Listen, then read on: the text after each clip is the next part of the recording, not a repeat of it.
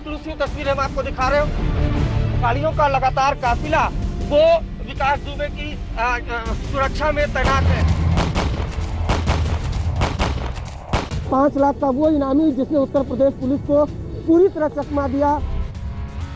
Samajwadi party जिला पंचायत का ticket दे करके उनकी पत्नी को चुनाव लड़ाती है। बसपा के नेता थाने में अनशन पर बैठते हैं। कांग्रेस ने क्या किया सब सामने आएगा।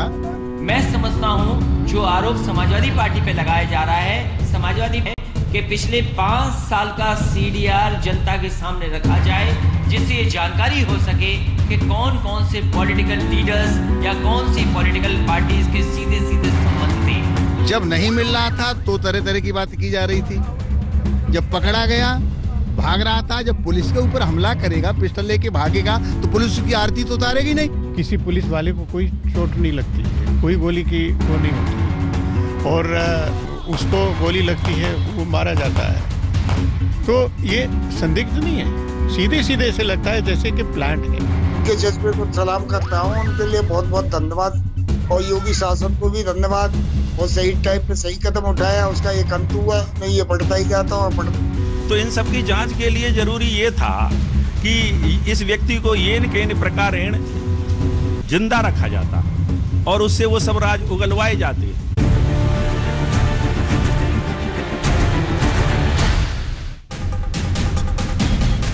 नमस्कार, आप देख रहे हैं हल्ला बोल। आपके साथ मैं हूं अंजना ओम कश्यप। यूपी पुलिस पर पहले भी सवाल थे, अब भी सवाल है। विकास दुबे गिरफ्तार नहीं हुआ था तब भी सवाल थे, एनकाउंटर में ढेर कर दिया गया तब भी सवाल है। लेकिन सबसे बड़ा सवाल यह कि क्या यूपी पुलिस ने इसी नजीर की बात कही थी?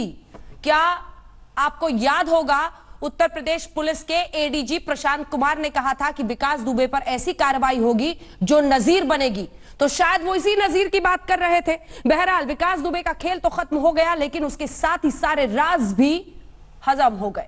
ये रिपोर्ट फिर चर्चा की शुरुआत।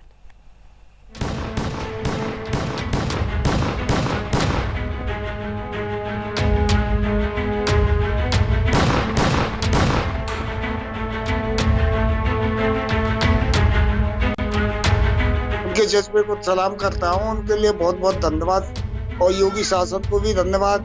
वो सही टाइम पे सही कदम उठाया, उसका एक अंत हुआ, नहीं ये बढ़ता ही जाता। जी संतुष्ट तो हैं पर पूरी तरह नहीं। ये भी तो पता लगाना चाहिए था कि उसकी हेल्प किसने की, वो यूपी से एमपी कैसे पहुंचा, उसके पीछे कौन कौन था। ये 8 पुलिसकर्मियों की शहादत का बदला था या पुलिस की गिरफ्त से भाग रहे एक गैंगस्टर का एनकाउंटर का इत्तेफाक, या फिर साजिशन पुलिस द्वारा एक अपराधी का कत्ल। विकास दुबे का एनकाउंटर इस शक के घेरे से कभी निकल नहीं पाएगा। शहीदों के परिवार वाले अगर एक तरफ इस एनकाउंटर को अपना इंसाफ मानते हैं, तो कुछ के लिए यह एनकाउंटर खादी, खाकी और अपराध की मिली भगत पर एक ऐसा पर्दा है जो उनके घाव को हमेशा हरा रखेगा। विकास दुबे के गुनाहों का सफर कई दशकों तक चला, लेकिन पुलिस की गिरफ्त में आने के बाद गैंगस्टर को सिर्फ 24 घंटे मिले। आज तक पर ये एक्सक्लूसिव तस्वीर हम आपको दिखा रहे हो। गाड़ियों का लगातार काफिला वो विकास दुबे की सुरक्षा में तैनात है। हमारी टीम लगातार इस काफिले के पीछे है। विकास दुबे जिस गाड़ी में आ रहा था उसका एक्सीडेंट हो गया है, गाड़ी पलट गई है। यहाँ पर एसटीएफ और कानपुर की लोकल पुलिस लेकर के उन्हें यहाँ पहुंची, विकास दुबे को लेकर के यहाँ पहुंची है, बुरी तरीके से खून से लथपथ हालत में। कानपुर जहां गुनाह हुआ वहीं मुठभेड़, बीच में आया उज्जैन जहां कल सुबह गिरफ्तारी हुई थी।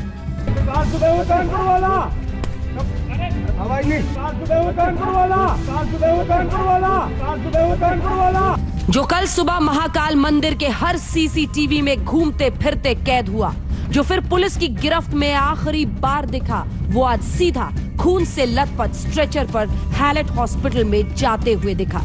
पुलिस ने बताया कानपुर लाते वक्त कार का एक्सीडेंट हुआ, विकास दुबे भाग रहा था, मार गिराया गया। एक्सीडेंट में पुलिस के 4 कर्मी, जिसमें इंस्पेक्टर नवाबगंज यहाँ के और 3 अनंत पुलिसकर्मी जो है एक्सीडेंट में घायल हुए हैं। इसके बाद पुलिस मुठभेड़ हुई है। ये हमारे इंस्पेक्टर नवाबगंज की पिस्टल लेकर के भागा है और उसमें ये मारा गया है और 2 STF के पुलिसकर्मी इसमें घायल हुए हैं। इस थ्योरी पर लेकिन कुछ सवाल खुद मौका वारदात खड़ा कर रहा था। ये नाका, ये गाड़ी, ये बरसात की कीचड़ से सनी मुठभेड़ की जगह ये कहीं ADG लॉ एंड ऑर्डर की नजीर की कहानी तो नहीं थी। इस एनकाउंटर पर भी कई सवाल खड़े हो रहे हैं। दरअसल ये जो हाईवे है ये कानपुर हाईवे है और यहाँ पे जो गाड़ी है वो यहाँ पर पलटी। जिस वक्त गाड़ी पलटी है उसकी रफ्तार 80 से 90 किलोमीटर प्रति घंटा रही, लेकिन कार का सिर्फ शीशा ही टूटा हुआ था, शीशा बिखरा पड़ा यहाँ आप देख सकते हैं। उसके अलावा कार में किसी तरह का कोई नुकसान नहीं था। ऐसे कुछ सवालों का जवाब पुलिस दे रही थी, लेकिन सीमित दायरे में। कहा गाड़ी नहीं बदली गई, ये एनकाउंटर बड़ी कामयाबी है। कानपुर पुलिस ने बहुत ही एक ऐसा यहाँ पर साहसिक मुठभेड़ का परिचय दिया है जिसमें इतना बड़ा दुर्दांत अपराधी मारा गया है। इसी मौका वारदात पर कई लोग इसे इंसाफ बता रहे थे। अपराधी का एनकाउंटर ही उन्हें उसका स्वाभाविक अंजाम दिखाई दे रहा था। एनकाउंटर पर सियासी काउंटर भी शुरू हुआ। अखिलेश यादव ने कहा एनकाउंटर फर्जी है, कार नहीं पलटी, राज खुलने से सरकार पलटने से बचाई गई है। इसकी हत्या या इसका एनकाउंटर इसलिए किया है कि इसके सीने में बहुत सारे राज दफन थे। जो सीने में राज दफन थे वो राज न खुल जाएं, राज से वो पर्दा न उठ जाए, क्योंकि अगर पर्दा उठ जाता तो बीजेपी के अपने सवालों का जवाब नहीं दे सकती थी। और ये कार नहीं पलटी है, मुख्यमंत्री जी ने अपनी सरकार पलटने से बचाया है। प्रियंका वाड्रा ने राजनेता अपराधी गठजोड़ पर सवाल करते हुए सुप्रीम कोर्ट के मौजूदा जज से जांच कराने की मांग की। कांग्रेस पार्टी की ये मांग है कि सुप्रीम कोर्ट के सिटिंग जज, एक मौजूदा जज द्वारा एक न्यायिक जांच हो, जो पूरे कानपुर कांड का पूरी तरह से उसमें जांच करके जो असलियत है वो जनता के सामने रखे। जिन्होंने विकास दुबे जैसे अपराधी की परवरिश की, उन्हें पाला पोसा, उनकी असलियत सामने आनी चाहिए। राहुल गांधी ने ट्विटर पर खामोशी वाला शेर लिख डाला। राजनीतिक और पुलिसिया संरक्षण की कहानी तो अब विकास दुबे के अपराध की किताब के हर पन्ने पर दर्ज है, लेकिन इस कुख्यात गैंगस्टर का इतने गुनाहों के बावजूद बचते रहना हैरान जरूर करता है। विकास दुबे ने पिछले कुछ सालों में जिनकी हत्याएं की उन पर एक नजर डालिए। सोनेलाल चतुर्वेदी, सिद्धेश्वर पांडे, संतोष शुक्ला, अजय मिश्रा, कृष्ण बिहारी मिश्र, कौशल तिवारी, साधु, दिनेश दुबे, CO देवेंद्र मिश्रा समेत 8 पुलिस वाले। फर्जी एनकाउंटर या अनेकों लोगों की हत्या के साथ 8 पुलिसकर्मियों के मर्डर के आरोपी से बदला। इस बहस पर कानून की मर्यादा तो साफ है, वो अदालतों के बाहर इंसाफ की गुंजाइश नहीं छोड़ता। लेकिन सवाल यही है कि ऐसी क्या परिस्थिति बनी जिसकी वजह से यूपी पुलिस को एक गैंगस्टर पर आखिरी गोली खुद दागनी पड़ गई। इन्हीं सवालों के बीच आइए चर्चा की शुरुआत करते हैं। मोहसिन रजा साहब मंत्री हैं उत्तर प्रदेश सरकार में, हमारे साथ जुड़ रहे हैं। अखिलेश प्रताप सिंह प्रवक्ता कांग्रेस पार्टी के हमारे साथ चर्चा में जुड़ रहे हैं। अभिषेक मिश्रा प्रवक्ता समाजवादी पार्टी के, सतीश प्रकाश जी BSP सपोर्टर के तौर पर चर्चा में शामिल होंगे। खास मेहमान अरविंद कुमार जैन साहब पूर्व DGP उत्तर प्रदेश के हमारे साथ जुड़ रहे हैं। लेकिन बेहद खास मेहमान इस वक्त हमारे साथ मनोज शुक्ला जी जुड़ रहे हैं, जो दरअसल भाई हैं संतोष शुक्ला जी के। यूपी सरकार में राज्य मंत्री का दर्जा प्राप्त संतोष शुक्ला की हत्या का आरोप इसी शख्स पर था, विकास दुबे पर, और वो भी कुछ इस अंदाज में कि हर कोई हैरान रह जाए। थाने के अंदर दिन दहाड़े घुसकर हत्या की थी, लेकिन किसी पुलिस वाले ने गवाही तक नहीं दी थी उस वक्त, बाद में वो छूट गया था। आज जब आप देखते हैं मनोज जी कि उसका एनकाउंटर कर दिया गया है, सबसे पहले आपके मन में क्या आता है, क्या कहेंगे आप? आपको लगता है इंसाफ हुआ या आपको लगता है वो राज दफन रह गए जो इसकी मिली भगत के सामने आ सकते थे?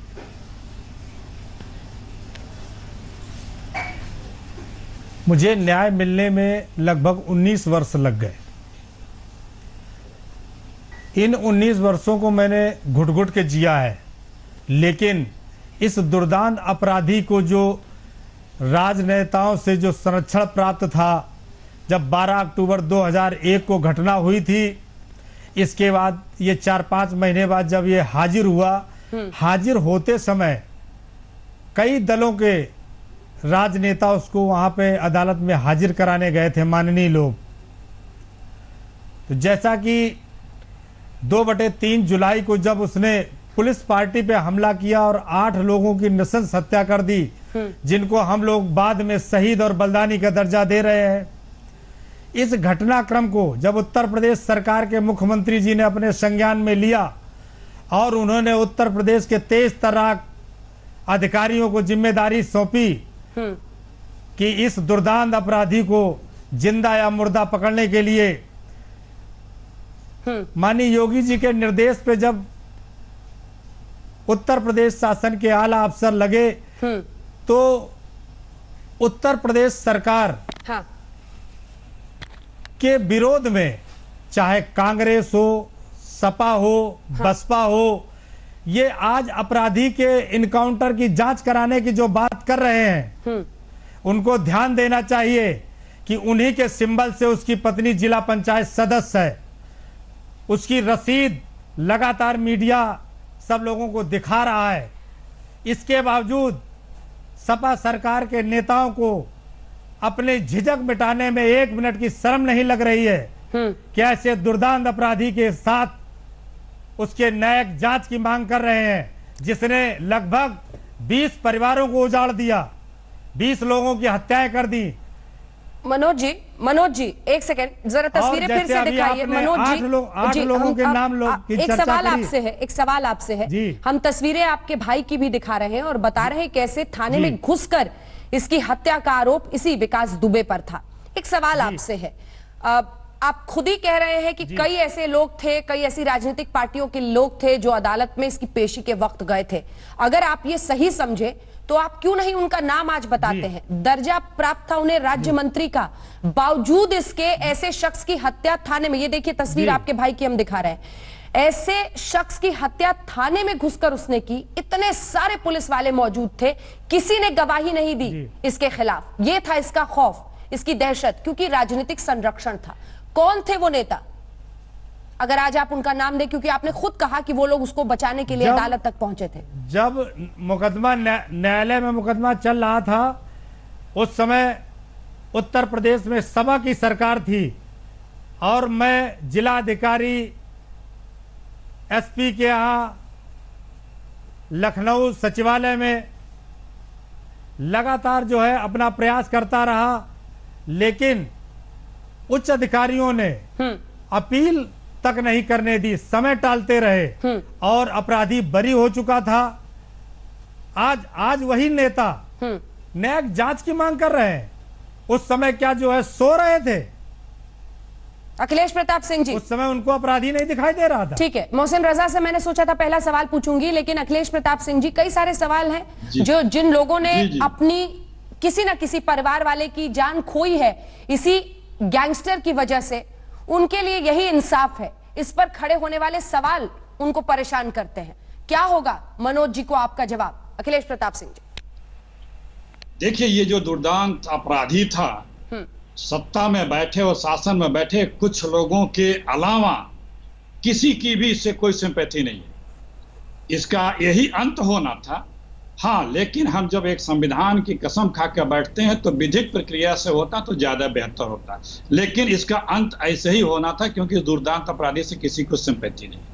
पर प्रियंका जी तो सुप्रीम कोर्ट के जज में निगरानी में एक जांच की मांग कर रही है जी। हाँ, यही तो जरूरी है, यही जरूरी है, क्योंकि ये जो सरकार है ये क्रिमिनल फ्रेंडली सरकार है और इस सरकार ने, यूपी गवर्नमेंट ने ऑपरेशन राज को राज रहने दो चलाया, जिसके तहत इसकी इनकाउंटर हो गया।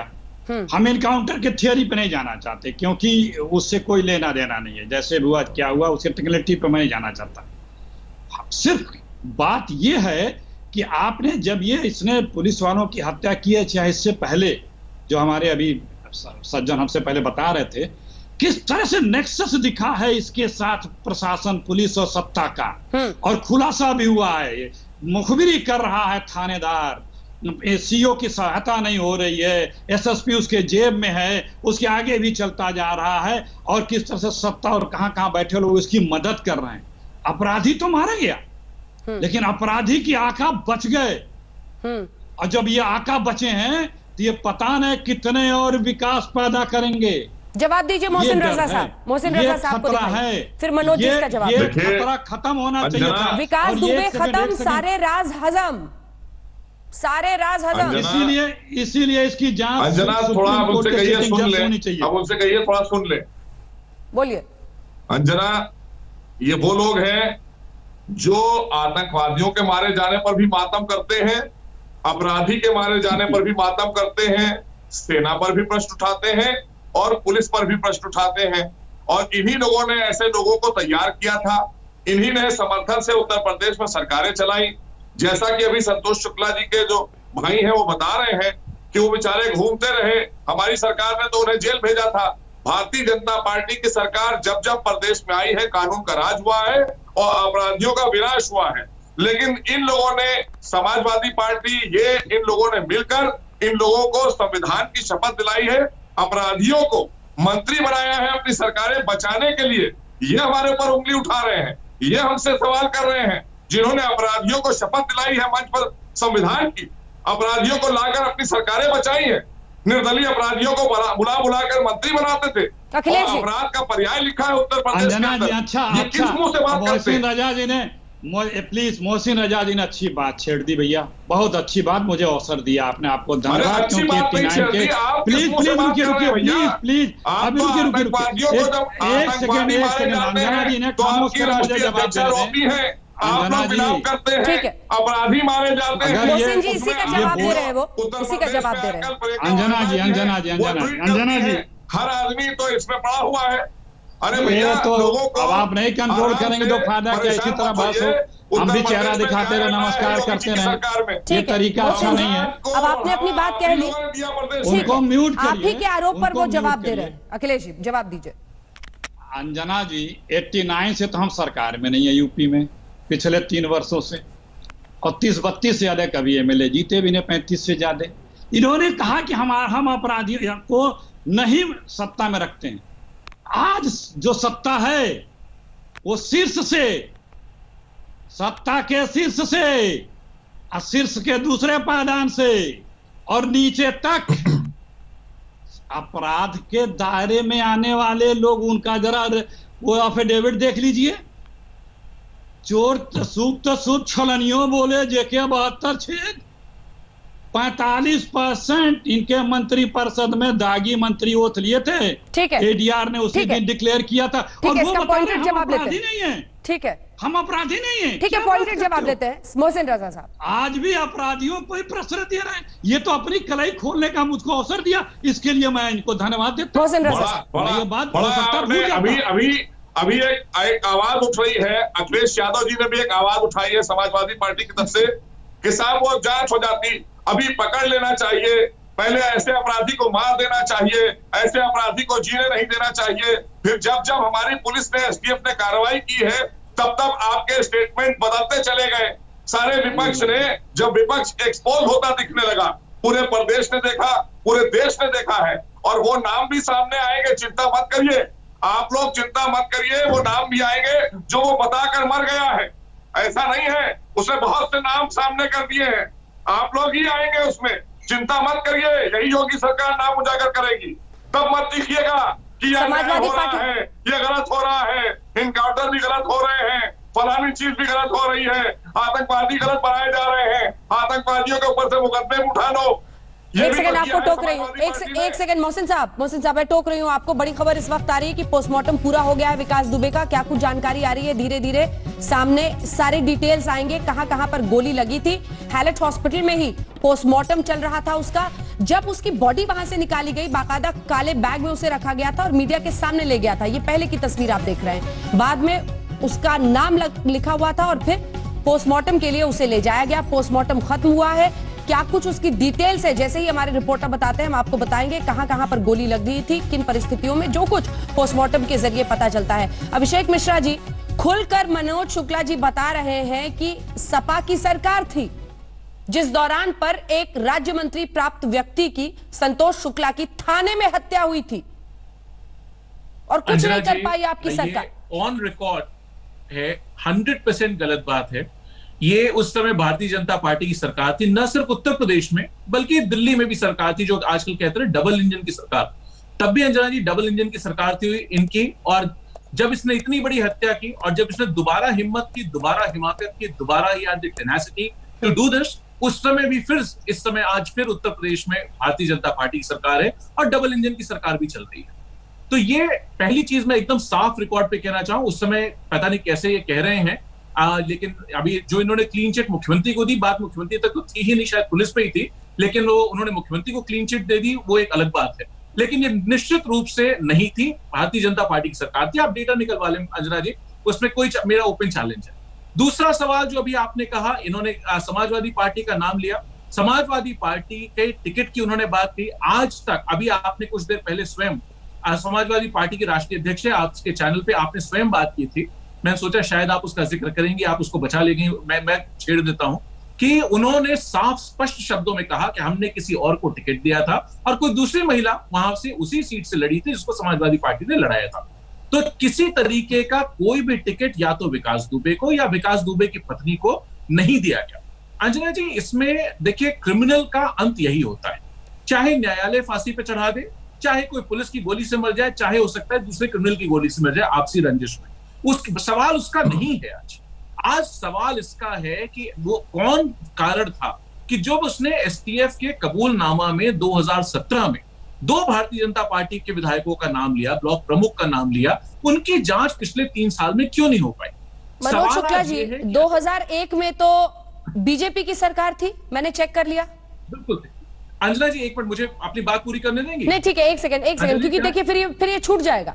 2001 में मनोज शुक्ला जी, नहीं रुके प्रभु, आ रही हूँ आपके पास, बात पूरी कीजिएगा, मन भर बोलिएगा। मनोज शुक्ला जी, तब तो बीजेपी की सरकार थी। जी जी जी आपके भाई का जिस वक्त हत्या की गई थी सर, उस समय तो बीजेपी की सरकार थी। जी जी, बीजेपी की सरकार थी। इसके बाद जो है बसपा की सरकार आई। और मैं बात इनसे अभिषेक मिश्रा जी से मैं कहना चाहता हूं कि जिस समय 2006 में मनोज जी और अभिषेक जी को दिखाइए। हाँ, बोलिए बोलिए, पूरी कीजिए बात। जब 2006 में न्यायालय का जजमेंट हुआ, जजमेंट होने के बाद 90 दिन बाद सरकार ही हाई कोर्ट में जाती है। बोलिए, बात पूरी कीजिए मनोज जी, बात पूरी कीजिए। जी जी, सरकार ही हाई कोर्ट में, क्योंकि मुकदमा सरकार बनाम अपराधी होता है। उस समय सपा की सरकार थी और सपा की सरकार में 90 दिन कैसे काटे गए, कभी इधर भेजा गया, कभी उधर भेजा गया और कोई कार्रवाई नहीं की। इस कारण से मैं हाईकोर्ट में अपील भी नहीं कर पाया। अभिषेक मिश्रा जी को मैं बताना चाहता हूं कि उस समय उत्तर प्रदेश में समाजवादी पार्टी की सरकार थी। अंजना जी, हाईकोर्ट की अपील से क्या लेना देना इनका? उनको संज्ञान में यह भी लेना चाहिए कि पहले बसपा की सरकार, फिर इसके बाद सपा की सरकार थी। अंजना जी, अब ज्यादती हो रही है, अब रोक दीजिए। 2000 ज्यादती नहीं हो रही है मिस्टर मिश्रा, ज्यादती नहीं हो रही है। इनके भाई की हत्या हुई थी, आज ये सवाल पूछ रहे हैं, तो आपको भी उस पर सम्मान के साथ जवाब दीजिएगा। उसके बाद मैंने उनको करेक्ट कर दिया। 2002 के बाद ये कह रहे हैं जैसा बीएसपी की सरकार आई थी, और 2003 के बाद वो बता रहे हैं किस तरह से समाजवादी पार्टी की सरकार आई थी। आप इसका जवाब दीजिए। लेकिन कुल मिलाकर अब तस्वीर ये है कि अखिलेश यादव भी कह रहे हैं कि ये फर्जी एनकाउंटर है, लेकिन जिन परिस्थितियों में ये सब कुछ हुआ है वो सबके सामने है। आप इस पर क्या कीजिएगा? ह्यूमन राइट्स अंजना जी, के जो कमीशन है उनके पास जाइएगा, क्या कीजिएगा? अंजना जी, मैंने तो बहुत साफ स्पष्ट शब्दों में कहा कि क्रिमिनल का अंत यही होता है।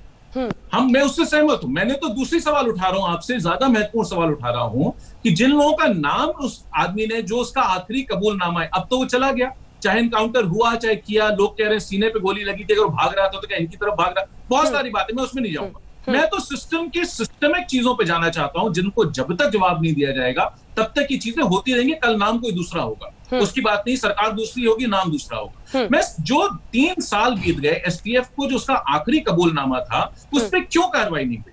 अगर वो इतना बड़ा अपराधी था जो कि हमको आपको आज पता लग रहा है, तो उसके जो प्रदेश की जो टॉप 25 की लिस्ट एसटीएफ ने बनाई मार्च में, उसमें उसका नाम क्यों नहीं था? जो लिस्ट जिले में टॉप 10 में नहीं था अंजना जी। आपके इंडिया टुडे की रिपोर्ट है, आप कहें आपको एसएमएस का ठीक है, एक बार सतीश प्रकाश जी भी बोल ले, फिर मैं एक साथ आऊंगी, क्योंकि उस नियम से अगर दो बीजेपी विधायक, नहीं इतना टाइम नहीं है सर, एक सेकंड रुक जाइए, 2 बीजेपी विधायकों का नाम लिया था, अगर उस वक्त व्यक्ति ने 2 बीजेपी विधायकों ने का नाम लिया था, इस व्यक्ति ने उस पर कार्रवाई नहीं की, मायावती का भी नाम खुलकर लिया था।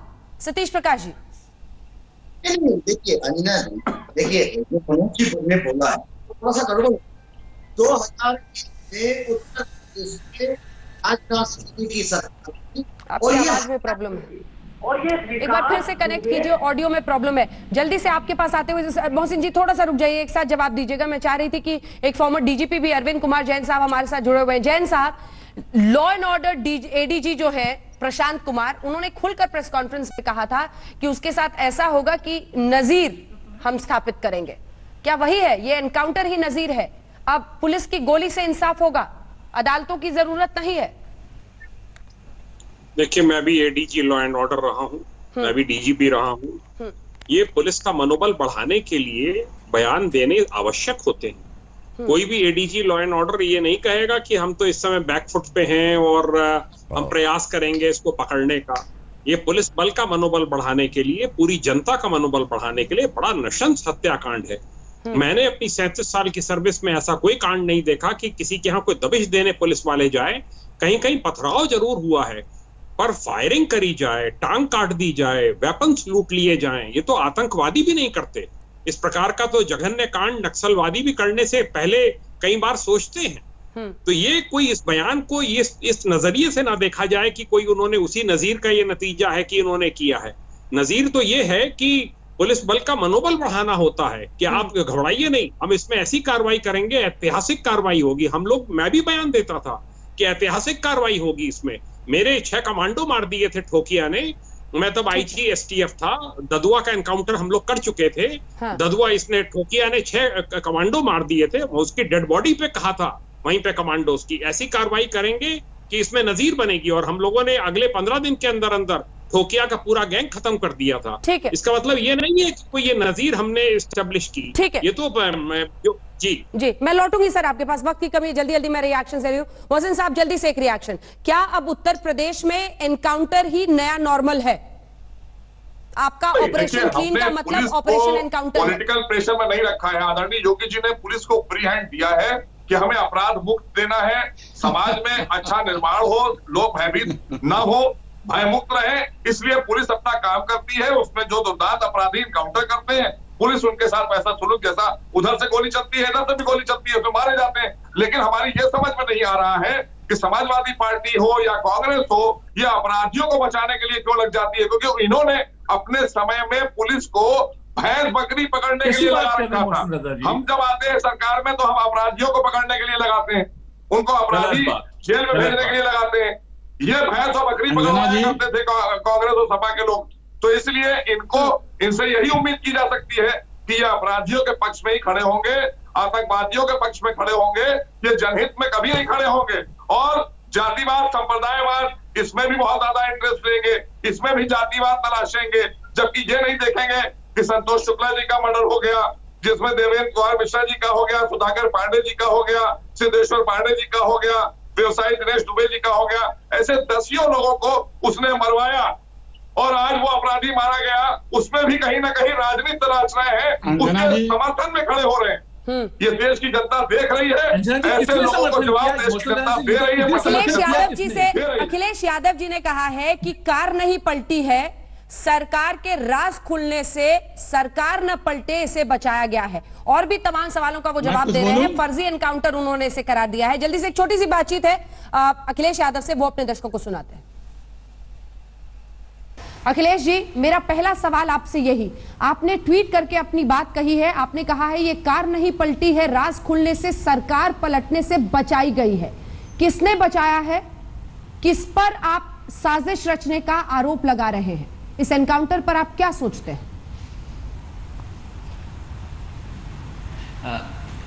जिस दिन से ये घटना हुई है उस दिन से जिस तरीके से सरकार को फैसले लेने पड़ रहे हैं, पूरे के पूरे थाने को हटाना पड़ा, हर कर्मचारी पुलिस अधिकारी जो थे उनको हटाना पड़ा, कानपुर के पुलिस कप्तान बहुत दिनों से थे उन्हें हटाना पड़ा, जो चौबेपुर थाने के इंचार्ज थे जिन पर मुखबिरी का आरोप था उन्हें जेल जाना पड़ रहा है।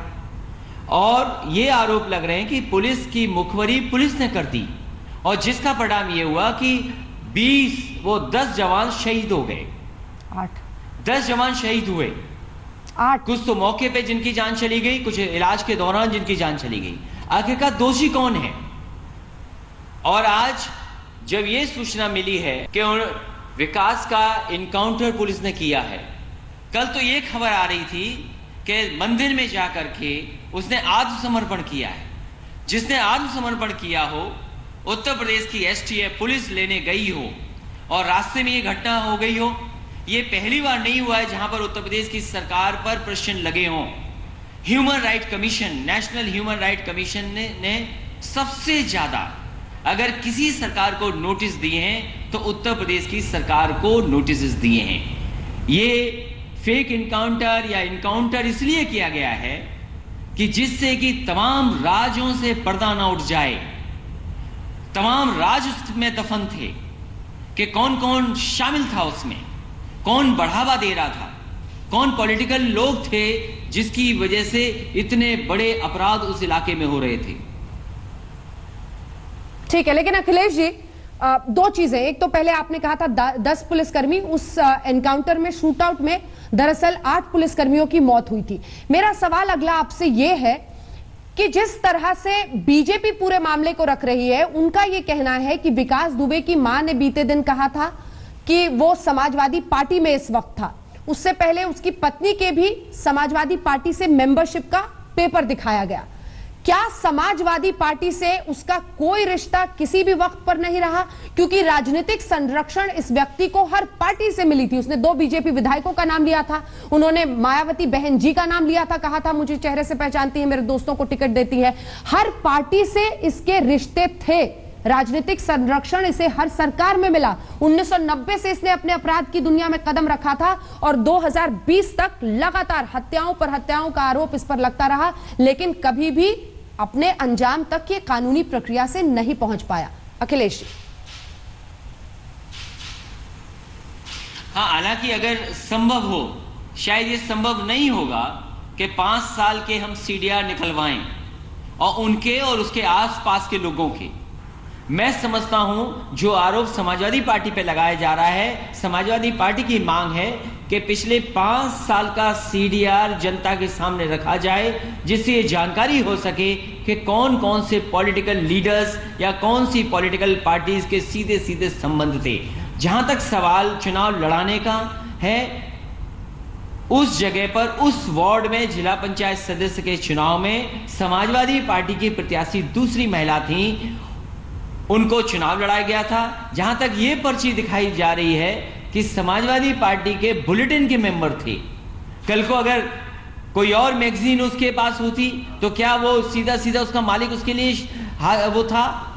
पता नहीं, वो थी भी पर्ची के बाद में बना ली गई। ये बीजेपी से अच्छा कोई नहीं जानता। मुझे दुख इस बात का है कि उनकी मां से भी ये कहलवा दिया गया कि हाँ, ये समाजवादी पार्टी का सदस्य था। तो देखिए बीजेपी की कितनी बड़ी चाल है, और बीजेपी की सरकार होते हुए बीजेपी को अपने अधिकारियों पे कार्रवाई करनी पड़ रही हो, पूरा का पूरा थाना उन्हें हटाना पड़ रहा हो। जो शहीद हुए हैं उनको दिखावे के लिए, जिससे कि पूरी की नाराजगी भारतीय जनता पार्टी पे ना हो, इसलिए दूसरे पार्टियों का भी नाम ले लें। मेरी मांग है कि सीडीआर जारी करें, सीडीआर जनता को दिखाएं कि कौन कौन इसमें शामिल थे। जो इनकाउंटर हुआ है वो इसीलिए हुआ है कि भारतीय जनता पार्टी के नेताओं के राज न खुल जाएं, भारतीय जनता पार्टी का राज न खुल जाए। क्या ये कॉल रिकॉर्ड्स आप सार्वजनिक करेंगे? कैसे सच सामने आएगा? उस नेक्सस का, मिली भगत का खुलासा कैसे होगा मोहसिन रजा साहब? देखिए, माननीय अखिलेश जी ने जो बात कही थी, मैं उस पर भी जवाब देना चाहूंगा। मैं चाहूंगा कि एक ये पिक्चर है, अगर चलिए वो बात तो ठीक थी, वो नहीं है, लेकिन इस बात को देख लीजिए, ये कौन मंत्री है, उनकी पार्टी के कैबिनेट मंत्री है, वो उसके घर से दावत खाकर लौट रहे हैं। इसके बारे में अखिलेश जी खूब जानते हैं। और उनकी पुलिस हमेशा जानवर पकड़ती रही, भैंसे पकड़ती रही, बकरियां पकड़ती रही। हमारी पुलिस अपराधियों को पकड़ती है, अपराधियों को, दुर्दांत अपराधियों को मारती है। हमारी इसी पुलिस ने उसके पूरे गैंग को खत्म किया है और जो लोग बचे हैं उनको भी खत्म कर रही है। लेकिन जिस तरह की बात माननीय अखिलेश जी कर रहे थे, मुझे तो बड़ी हैरत हो रही है कि इस तरह से नेशनल चैनल पर बैठकर उन्होंने कहा कि वो पर्ची झूठी हो सकती है, तो उसकी मां को भी झूठा साबित कर दिया। इतनी वृद्ध औरत है तो उनको भी झूठा साबित कर दिया, ये कहकर कि बीजेपी ने कहलवा दिया। साफ तौर पर वो कह रही है कि मेरा बेटा तो अभी सपा में है। हाँ, ये भाजपा की सरकार है। तो अभी कौन कौन सी बात का सफाई देगी? ये चुप हो तो मैं जवाब दूं, थोड़ा ये खामोश करिए। अब जी जनाब इसके बाद अंजना जी, देखिए मैं आपको जी अंजना जी एक बड़ी अच्छी बात मैं आपको बता रहा हूं इस सरकार के बारे में। पहली सरकार है हिंदुस्तान की कि जिस सरकार की मुकदमे, अपराधियों से मुकदमे वापस लेने की नीति बनाई हो। 2017 में बाकायदा विधानसभा से नीति बना करके कि अपराधियों के मुकदमे वापस होंगे, 20,000 अपराधियों के। और उत्तर प्रदेश में अपराधियों से मुकदमे वापस लिए जिसमें हजारों बीजेपी के नेताओं के नाम है। मुजफ्फरपुर कांड से लगा, इलाहाबाद कांड, शाहजहांपुर कांड, गोरखपुर कांड, हर जिले में। तो जिस सरकार की नीति हो अपराधियों से मुकदमे वापस लेने की, उस सरकार से क्या अपेक्षा करते हैं? वहां तो क्राइम हब बनेगा ही, और उत्तर प्रदेश क्राइम हब बन गया। और नीति अपराधियों के लिए जो कानून बनाए जाएंगे तो वो सरकार क्या होगी? वो क्रिमिनल फ्रेंडली गवर्नमेंट होगी। और ये है यूपी की गवर्नमेंट। इस सरकार का आपको देखिए, मैं आपको एक और उदाहरण बताता हूं। इलाहाबाद में जवाहर हत्याकांड की, मर्डर की मुकदमे वापस लेने के पत्र लिखे गए इस सरकार ने। इनके पार्टी से विधायक थे लोग, वापस भी हो गए। बाद में हाई कोर्ट ने नहीं वापस होने दिया, मुकदमा चला, 3 लोगों का आजीवन कारावास हो गया। तो इस तरह से हीनियस क्राइमों में मुकदमे वापस लेने की योजना बीजेपी की, किसी के भले के लिए नहीं, अपराधियों को पकड़ने के लिए नहीं, अपराधियों को नियंत्रित करने के लिए नहीं, अपराधियों की मदद करने वाले पुलिस अधिकारियों पे नकेल लगाने के लिए नहीं। और राजनीति में अपराधीकरण घुस रहे हैं, अपराधी घुस रहे हैं राजनीति में, अपराधी को रोकने के लिए नहीं, अपराधियों से मुकदमे वापस लेने के लिए। अजीब सी विडंबना है। जिस सरकार का दायित्व होता है कानून व्यवस्था बनाए रखना और अपराधियों को नियंत्रित करना, वो सरकार अपराधियों से मुकदमे वापस के लिए पॉलिसी बनाती है, तो क्या होगा? अपराधियों के हौसले तो बढ़ेंगे ही। ठीक है, मोहसिन रजा से मैं आपके सवाल का जवाब लूंगी। एक बार सतीश प्रकाश जी बोल रहे। सतीश प्रकाश जी, अगर इस नियम से कि इस शख्स ने जिन का नाम लिया है कार्रवाई शुरू हो, तो 2 बीजेपी विधायक सामने आकर कह रहे हैं कि नहीं, हमने इसको नहीं बचाया था। लेकिन मायावती बहन जी का नाम भी खुलकर इसने लिया है, आज तक के पास आर्काइव में इसके इंटरव्यूज हैं। ऐसे में तो राजनीतिक संरक्षण हर पार्टी दे रही थी। नहीं, देखिए अंजना जी, आप स्वतंत्र हैं कुछ भी कहने के लिए, लेकिन आपको एक बात माननी पड़ेगी कि एक अपराधी बीजेपी रूलिंग स्टेट में अपराध करता है और वो दूसरे बीजेपी रूलिंग स्टेट में जाकर के आश्रय लेता है। पहले हरियाणा जाता है, वहां पे मीडिया में खबर रिलीज होती है, तो वो फिर दूसरे बीजेपी रूलिंग स्टेट में जाकर के ईश्वर को साक्षी मान करके बाकायदा आत्मसमर्पण कर देता है। ठीक है। और उसके बाद जब पुलिस उससे जो या स्टेट की जो पुलिस है उससे जब पूछताछ करती है, तो वो बीजेपी के जो लीडर्स के जैसे जैसे नाम उगलना शुरू कर देता है, तो कहीं ना कहीं आप उसका एनकाउंटर या तथ्यों को आप तोड़ मरोड़ना पेश है। देखो अंजना जी, एक बात जरूर कहूंगा, मैं जैन साहब ने कहा कि जब पुलिस वालों की हत्या हुई तो पुलिस वालों का खून खोला। संतोष मिश्रा जी की जब हत्या हुई राजनाथ सिंह जी की सरकार में, और थाने के अंदर उन्होंने, मनोज जी ने यह भी बताया कि यह व्यक्ति थाने के अंदर से भागा था और इसको पुलिस ने गिरफ्तार नहीं किया था, यह बाकायदा उसने तब भी सरेंडर किया था।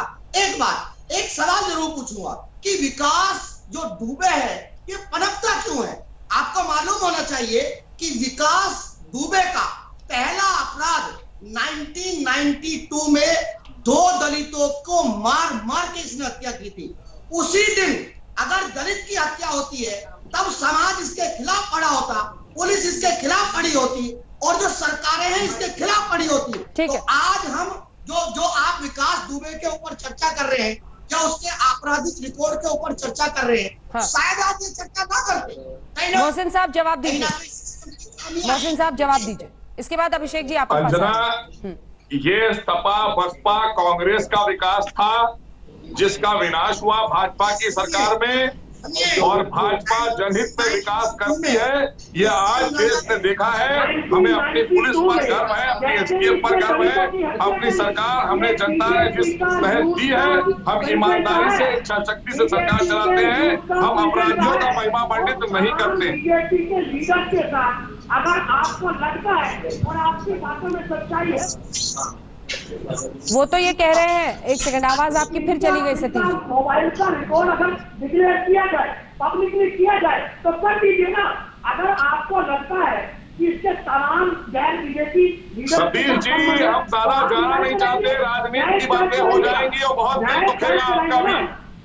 सतीश जी, बहुत जबरदस्त घेरे में आ जाएंगे आप भी, और समाजवादी पार्टी तो है ही है घेरे में। अब ज्यादा अगर मैं बोलूंगा तो आप परेशान हो गए। आपने और समाजवादी पार्टी ने जब मिलकर सरकार बनवाई थी उत्तर प्रदेश की, तो बड़ी हत्याएं कराई थी आप लोगों ने। बहुत बड़े पैमाने में हत्या हुई थी। मैं उसमें जाना नहीं चाहता। आपको याद आ रहा होगा कि उस पीरियड में बहुत हत्याएं हुई थी उत्तर प्रदेश में, तब सपा बसपा ने मिलकर सरकार बनाई थी। वो हत्याएं किसकी हुई थी, क्यों की गई थी, मैं वहां पर भी जाएगा। आपका इतिहास बताएंगे मैं देश और देश की जनता को कि आपका जन्म वहां से हुआ है जब उत्तर प्रदेश के तमाम इनोसेंट लोग मारे गए थे। वहां पर आपने सरकार बनाई थी, बाद में दोनों ने गठबंधन करके। हम इसलिए ज्यादा जाना नहीं चाहते, छेड़ने की कोशिश मत करिए, वरना सारी चीजें जनता के सामने रख दूंगा।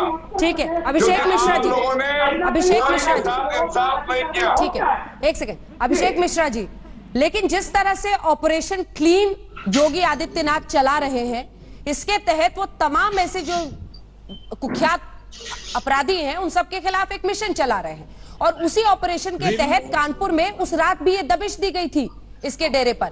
ये सब कुछ तो योगी आदित्यनाथ कर रहे हैं ना, जो पिछली सरकारों ने नहीं किया। उसके बाद परिस्थितियां बिगड़ गई क्योंकि वहां से वो भाग गया, उसको मुखबिरी हो गई, और उसके बाद उसका एनकाउंटर में इस तरह से मारा गया। अंजना जी, मुझे लगता है कि आपने 100 में से 200 नंबर दे दिए उत्तर प्रदेश के मुख्यमंत्री को, तो मुझे उस बारे में कुछ नहीं कहूंगा। सवाल का जवाब दीजिए। डेटा बताता हूँ, मुझे मेरा रिपोर्ट कार्ड मत दीजिए, सवाल का जवाब दीजिए। आपसे मार्किंग के लिए नहीं बैठी हूँ मैं, सवाल का जवाब। नहीं, आपने जो दिया मैंने सवाल का जवाब सुनिए। आज जो आप बता रही हैं एनसीआरबी का डेटा है, नेशनल क्राइम रिकॉर्ड्स ब्यूरो का, जो भारत सरकार की ministry of home affairs data जारी करती है। और पूरा सुन लीजिएगा। Highest number of gang rapes and second highest number of rapes in the country at the moment as compared to 2016-17. Dowry deaths, crimes against children, crimes against senior citizens all recorded an increase as compared to 2016-17. In terms of elderly people murdered, in terms of elderly people killed, Uttar Pradesh is the highest ranked state in the country. In terms of reported murders, 4,324. Hindi में बोलिए, अंग्रेजी मत पढ़िए। 4,324। मुझे लगा आप दोनों समझती होंगी। नहीं, मेरे समझने के लिए नहीं है, यही तो दिक्कत है आप जैसे प्रवक्ताओं की। आपको लगता है कि आपको एंकर से ही उलझना है। ये बातचीत देश के लिए हो रही है कि देश के सामने लोग समझ पाए। आज तक हिंदी चैनल है, इसलिए हिंदी में बोलना चाहिए। मैं कौन सी भाषा समझती हूँ ये महत्वपूर्ण नहीं है। आप लोगों के साथ प्रॉब्लम है, आप लोग इतने सतही हो चुके हैं कि आप लोग बात की गंभीरता को नहीं समझते हैं। ये आपका संपर्क लोगों से है, देश में लोग आपको सुन रहे हैं। आपने कहा कि योगी आदित्यनाथ जी, माननीय मुख्यमंत्री जी उत्तर प्रदेश के सब कुछ कर रहे हैं। मैंने आपको डेटा बताया, सब कुछ कर रहे हैं तो आप कह रहे हैं मैं तो ऑपरेशन क्लीन कह रही हूँ। सब कुछ तो कर रहे हैं, मैंने कहा ऑपरेशन क्लीन कर रहे हैं, जो पहले की सरकारों ने नहीं किया। आपने कहा ना पहले की सरकारों ने नहीं किया। मैंने पहले का इसलिए कंपैरेटिव डेटा दिया कि अंजना जी, हर चीज में उत्तर प्रदेश में क्राइम का रिकॉर्ड बढ़ा है। ये बोलिए, क्राइम का रिकॉर्ड कम नहीं हुआ। अधिकार है, खुद चाहता हूं, मुझसे ज्यादा कोई नहीं चाह सकता कि क्राइम फ्री हो जाए। मैं इस पे नहीं जा रहा। आप भाई, मेरी सुरक्षा, मेरे परिवार की सुरक्षा सभी इसी में डिपेंडेंट है। तो अंजना जी, लेकिन हमको भी एक जो सच्चाई है उसको तो मैं कहना होगा ना। आज मैं आपसे सीधा सवाल उठा रहा हूं आपके माध्यम से अंजना जी, जो देश आज जानना चाह रहा है कि देश जो जिले की टॉप 10 वांटेड थी उसमें नाम क्यों नहीं था इनका, उसका जवाब देंगे आप। मुझे ये बताइए, जब इंटेलिजेंस का टिप ऑफ होता है, कौन सा क्रिमिनल ऐसा होता है, अभी मानिए डीजी साहब आपके शो पे ज्वाइंट है, एक जैन साहब हैं इस पे, उन्होंने स्वयं कहा कि जब कोई किसी को टिप ऑफ मिलता है कि हम जा रहे हैं इनकाउंटर के लिए, जहां 3-3 थानों के पुलिस इकट्ठा होकर जा रही, वहां उसकी इतनी हिम्मत हो गई। ठीक है, जल्दी से अखिलेश जी का कमेंट, एक्शन कर रहे हैं। अखिलेश जी का कमेंट जल्दी से, वक्त की कमी है। अंजना जी अखिलेश, अंजना जी, आपने वर्ड यूज किया क्राइम क्लीन, ये गलत है। यहाँ पे उस पे सवाल उठाया, मैंने सवाल उठाया, क्लीन चिट फर्स्ट है, क्रिमिनल फर्स्ट चल रहा है। मैंने आपको उदाहरण दिया किस तरह से मुकदमे वापस लिए जा रहे हैं, और एक भी उदाहरण मैं हर जिले में 10-10 उदाहरण दे सकता हूं, अभी मौका देते गिना सकता हूं। जब भी पुलिस ने बीजेपी के किसी अपराधी पे हाथ डाला, वो दरोगा सस्पेंड हुआ, वो सिपाही सस्पेंड हुआ, वो सीओ सस्पेंड हुआ, वो एसएसपी सस्पेंड हुआ। ये अभी लेटेस्ट में आप बनारस को ही देख लीजिए, ठीक है, पहले सीओ इसका पॉइंटेड जवाब आप दीजिए मोहसिन साहब, सिर्फ 30 सेकंड और एसएसपी ट्रांसफर हुआ। देखिए, सपा ने, बसपा ने, कांग्रेस ने, जब ये लोग सरकार में रहे हैं, इन्होंने गंदगी फैलाई है, और भारतीय जनता पार्टी के आदरणीय योगी जी के नेतृत्व की सरकार ऑपरेशन क्लीन चलाकर उसको साफ करने का काम कर रही है। विकास दुबे खत्म, सारे राज हजम, इसी पर आप देख रहे थे हल्ला बोल में आज चर्चा, क्योंकि मुठभेड़ अगर सवालों के घेरे में है तो एक ऐसा भी वर्ग है जो मानता है कि इसी के साथ इंसाफ हुआ। सवाल यही कि किन परिस्थितियों में ये मुठभेड़ हुई। देखते रहिए आज तक। नमस्कार, मैं हूं अंजना ओम कश्यप। हमें उम्मीद है ये वीडियो आपको पसंद आया होगा। लेटेस्ट खबरों के लिए यूं ही देखते रहिए आज तक, और इस वीडियो के पसंद आने पर लाइक, शेयर एंड सब्सक्राइब करना ना भूलें।